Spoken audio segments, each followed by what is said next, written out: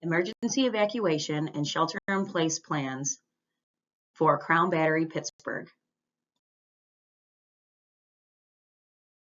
Evacuation is when we need to exit the building due to an emergency inside, like a fire, bomb threat, or active shooter. During an emergency outside, like a tornado or chemical spill, we will gather at our shelter-in-place location until the threat has cleared.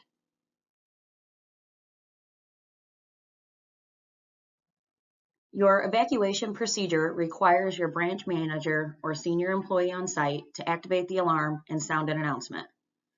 The announcement should sound like, all employees evacuate immediately. There is a state the emergency and location.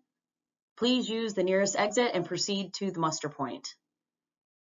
Always proceed to the nearest exit and never cut through the building. Make sure you park your forklift and walk to the nearest exit. Do not block aisles with your lifts. Supervisors will take a head count and relay instructions to the workers, and then returning to work after the warning is lifted.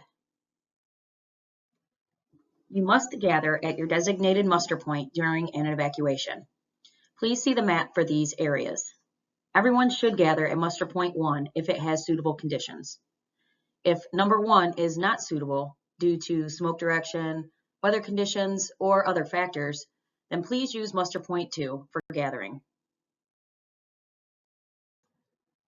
Our shelter-in-place procedure is very similar to our evacuation procedure. The branch manager or senior employee on site will activate the alarm and make an announcement. The announcement should sound like, tornado warning in effect. Proceed to the tornado shelters. No one is allowed to leave the building once a tornado or other shelter-in-place emergency is declared.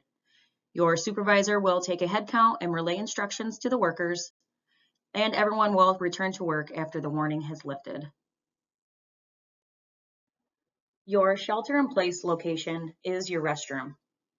All employees and other people that may be on site, like contractors or truck drivers, should gather there quickly during an emergency outside.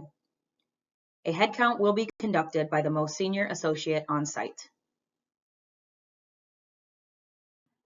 If you have to respond to an active shooter event, try your best not to panic. Quickly determine the most reasonable way to protect your own life. So run, hide, or fight, and call 911 when it is safe to do so.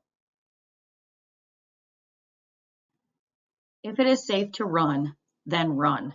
Make sure you have an escape route and plan in mind that keeps your life safe from the shooter. Leave your belongings behind and keep your hands visible so when the officers approach you, they know you are not the threat. If you can't safely get yourself outside, then hide. Hide in an area out of the active shooter's view and block the entry to your hiding place and lock the doors. As a last resort, you can fight, but only when your life is in imminent danger.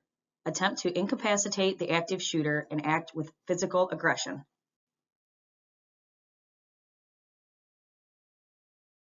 When law enforcement arrives, be sure to remain calm and follow the officer's instructions. Immediately raise your hands and spread your fingers. Keep your hands visible at all times and avoid making quick movements towards the officers, such as attempting to hold on to them for safety. Avoid pointing, screaming, and yelling. Do not stop to ask officers for help or direction when evacuating. Just proceed in the direction from which the officers are entering the premises.